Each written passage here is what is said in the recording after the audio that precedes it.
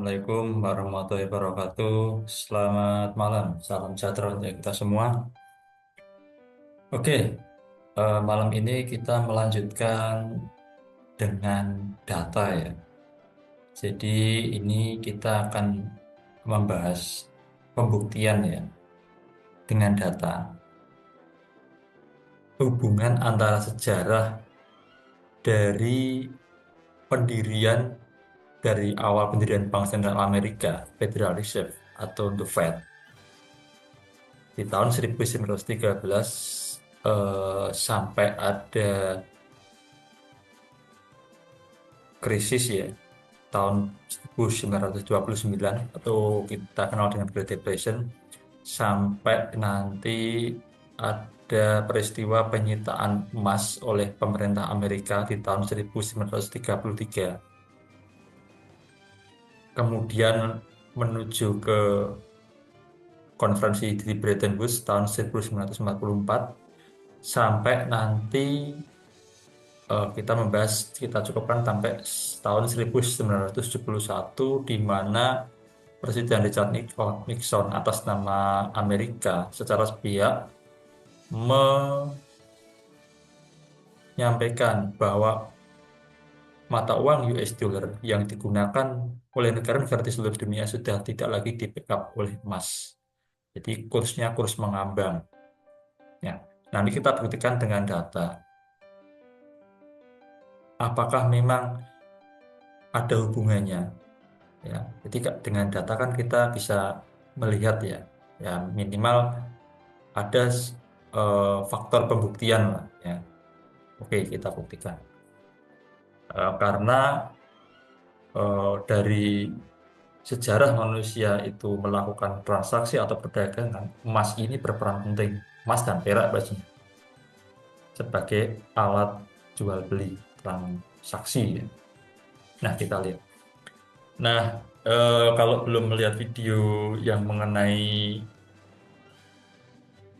konversi dari file PDF ini ke Excel, ada di video saya sebelumnya ya, yang judulnya mengenai langkah-langkah mengunduh data harga emas dari internet. Nanti mungkin linknya bisa saya taruh di bawah deskripsi ya.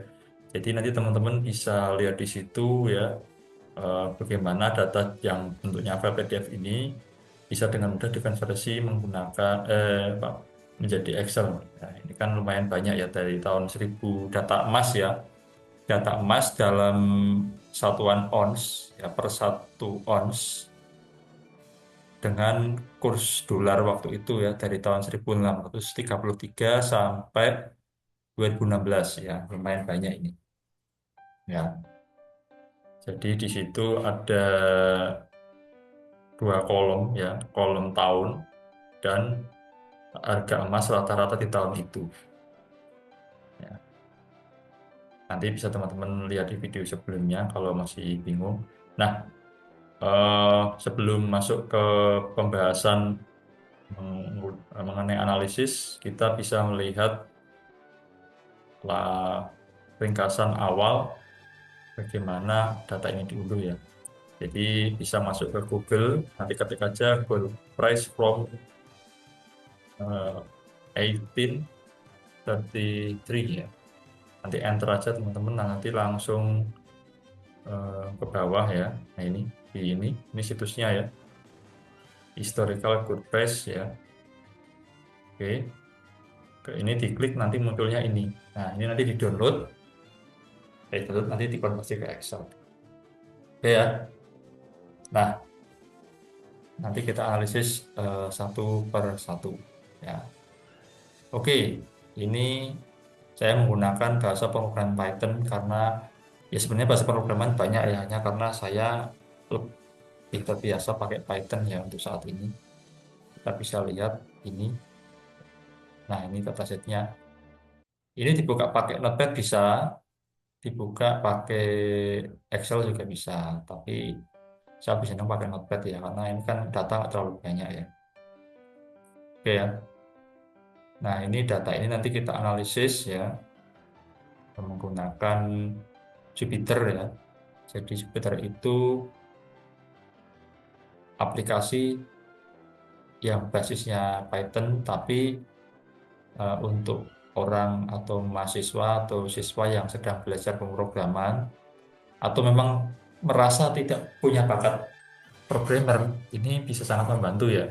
Karena bentuknya blok-blok seperti ini ya. Jadi kalau pada umumnya kan sebelum ada Jupyter itu bahasa pemrograman itu biasanya coding ditulis semua dulu baru dikompil gitu ya. Jadi kita kebanyakan seperti itu ya. Jadi kita agak sulit untuk mengkoreksi atau menganalisis jika ada error di coding tersebut gitu. Nah, tapi dengan Jupyter kita bisa per blok ini namanya ada blok satu, blok 2 dan seterusnya bisa kita running setiap saat ya. Nah, biasanya kalau saya itu bloknya saya pisah-pisah. Biasanya itu urutannya yang pertama import library-nya ya. Jadi library apa aja yang dibutuhkan untuk melakukan eksekusi. Setelah itu biasanya mengambil datanya. Yang kedua ini saya ambil data ya. Load dataset biasanya ya. Load datasetnya. Kemudian eh, setelahnya itu biasanya deskripsi ya atau explanation atau istilah kerennya adalah EDA. EDA itu bahasa Indonesianya, kalau bahasa Inggrisnya EDI. EDI, Exploratory Data Analysis. Jadi dianalisis dulu. Baru kemudian nanti kita buat modelnya untuk melakukan prediksi ya Mas di tahun-tahun berikutnya. Oke ya. Yang pertama di sini install library yang dibutuhkan ya. Ini saya nggak akan ngomong terlalu banyak tentang library-nya. Teman-teman bisa nyari di internet banyak ya penjelasan-penjelasan ini ya. Yang jelas ini nanti insya Allah kita akan membahas library apa namanya prediksi emas ini mulai dari analisis sampai nanti melakukan prediksi sampai muncul formulasinya. Kita menggunakan yang paling simpel aja yaitu pakai linear regression atau regresi linear ya. Ini paling simpel.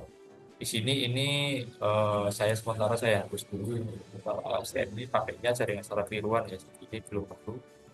Ya paling cukup ini dulu. Kita running. Oke. Setelah library-nya unduh ya mengunduh library diperlukan ya ini sebenarnya kalau sudah ada di repository di lokal komputernya nggak usah download lagi gitu ya tapi kalau belum nanti bisa download dulu pakai PIP install ya ya ada nanti langkah-langkahnya di YouTube banyak ya.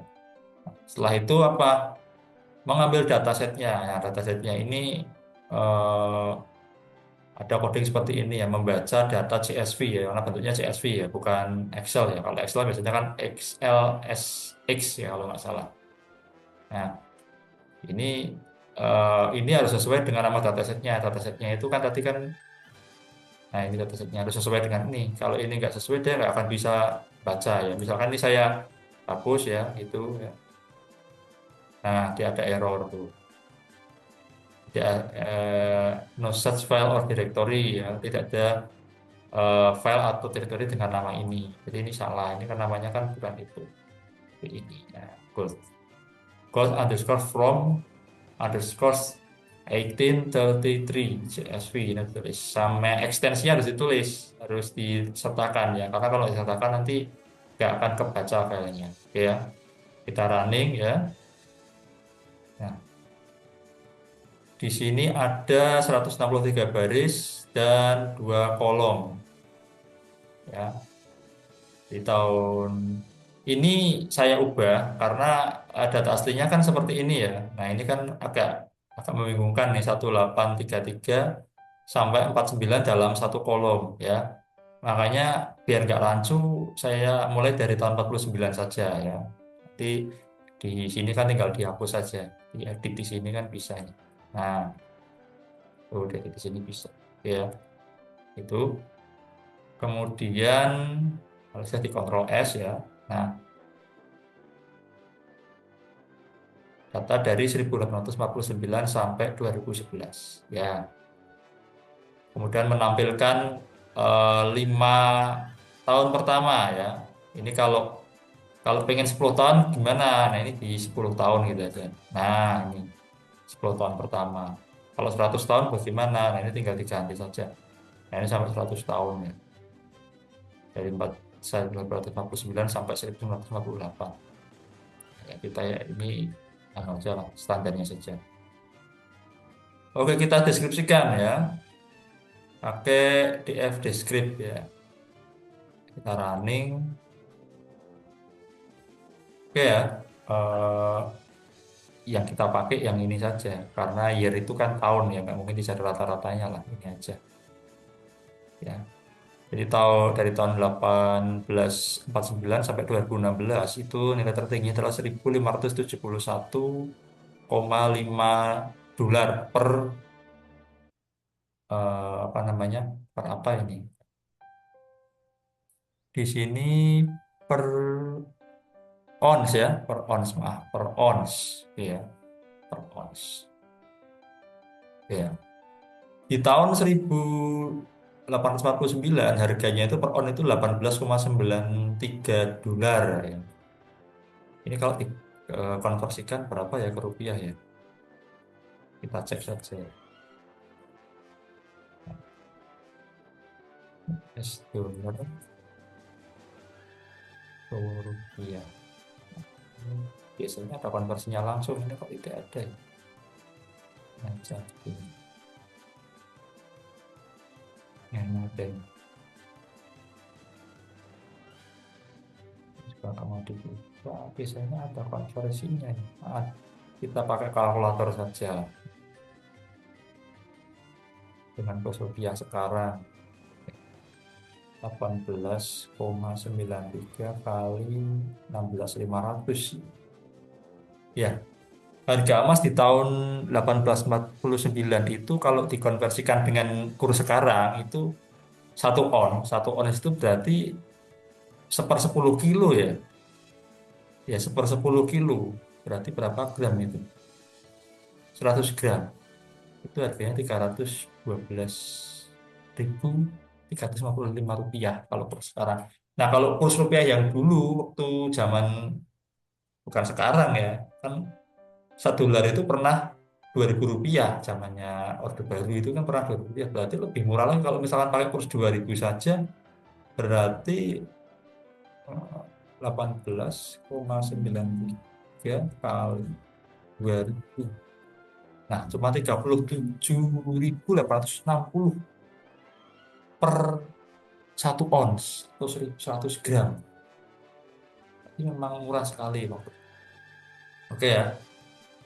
Nah, di tahun 2016 melonjak jadi 1.571,52 sekian sekian. Kemudian kita lanjutkan pakai info. Nah, info ini ya, ini ada kolom tahun, itu bentuknya integer. Integer itu berarti bilangan bulat ya, nggak boleh pakai koma karena tahun itu nggak ada komanya ya. Dan average price ini float ya, ini bilangan yang ada komanya, bilangan desimal. Oke ya, ini kurang lebih sama ya, dihapus saja. Sama. Nah, ini berikutnya kita ngeset year itu sebagai indeks, set aja supaya bisa dibentuk kurvanya. Nah, yang berikutnya kita akan melihat kurvanya. Nah, dengan kurva ini kita bisa menganalisis. Kita pakai matplotlib ya. Tadi ada library matplotlib. Ya, ini untuk pyplot yang membuat plotnya. Nah, di sini kita panggil PLT ya. Jadi karena matplotlib itu panjang namanya library-nya, maka disingkat PLT gitu ya. PLT itu bukan pelaksana tugas. Ini matplotlib itu kan kepanjangan, makanya disebut PLT gitu aja maksudnya. Nanti kita panggil di sini. Ya. Nah, kita lihat, eh, saya kasih titel ya. Harga ini harusnya year ya, jangan monthly. Ini hanya judul. Oke ya.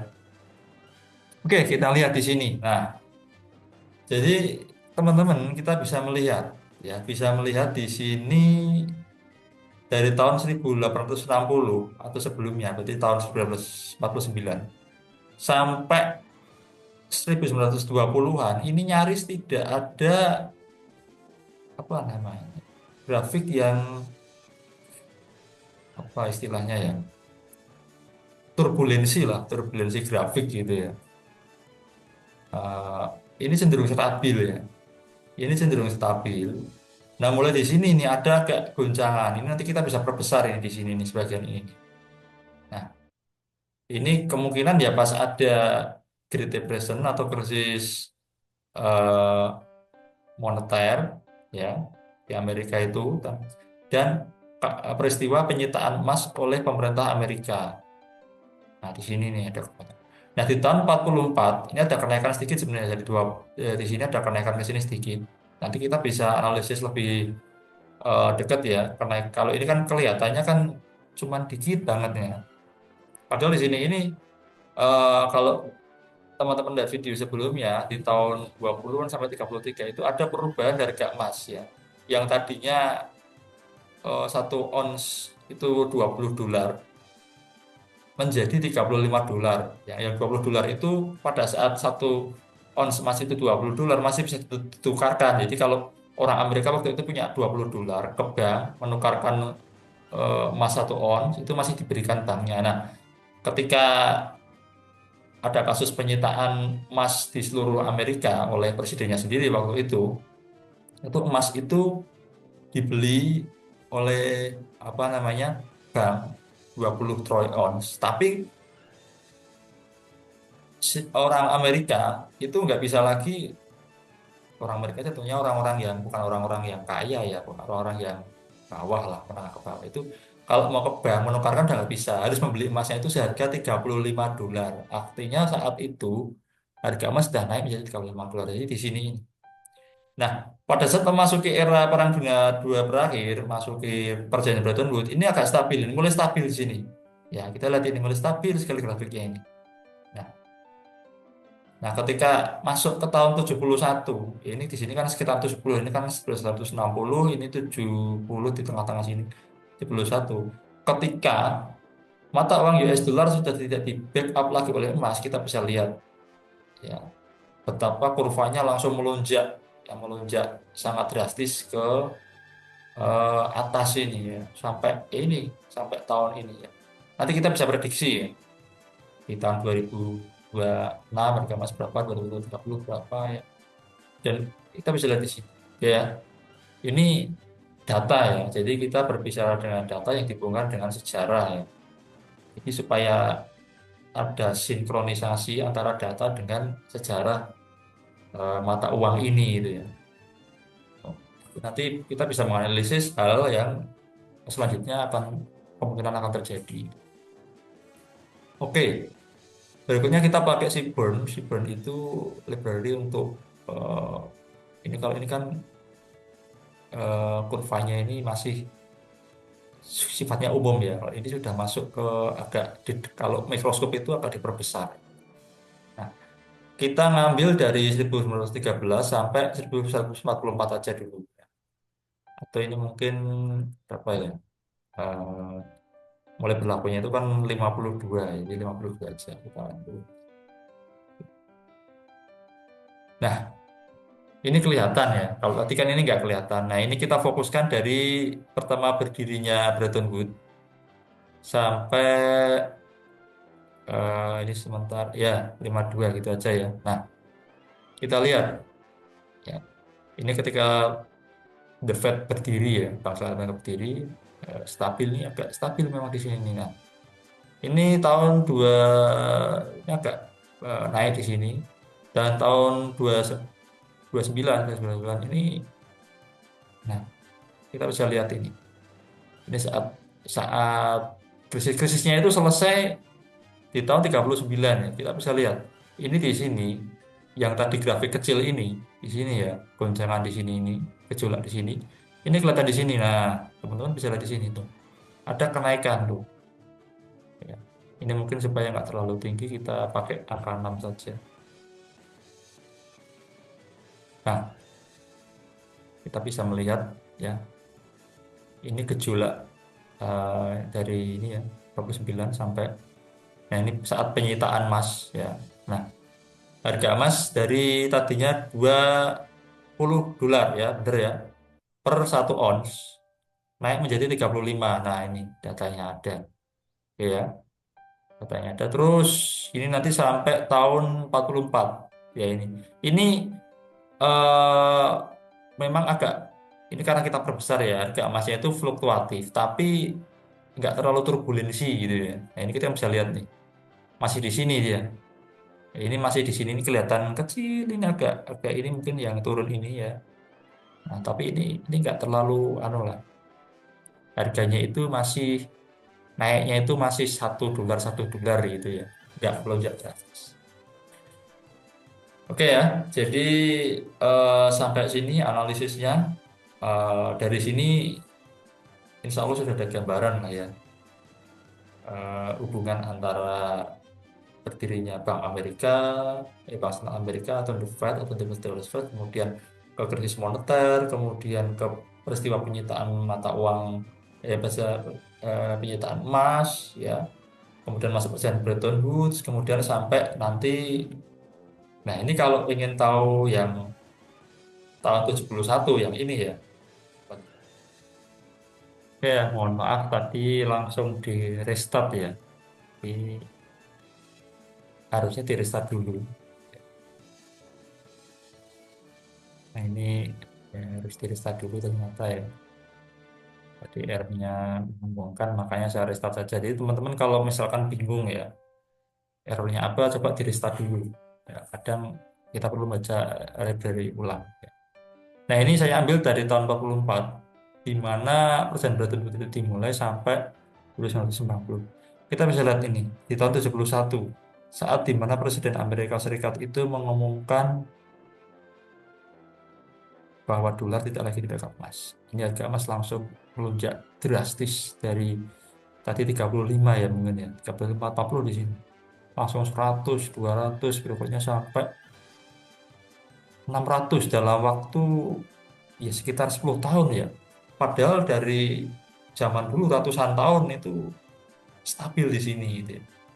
Nah, oke, itu aja analisis kali ini. Jadi mohon maaf apabila ada yang tidak berkenan atau error sedikit-sedikit ya, ya maklum ya, karena memang belum bakat programmer, tapi setidaknya jika kita berusaha membuktikan, mencari menelusuri sebuah kebenaran, insya Allah nanti akan diberikan jalan.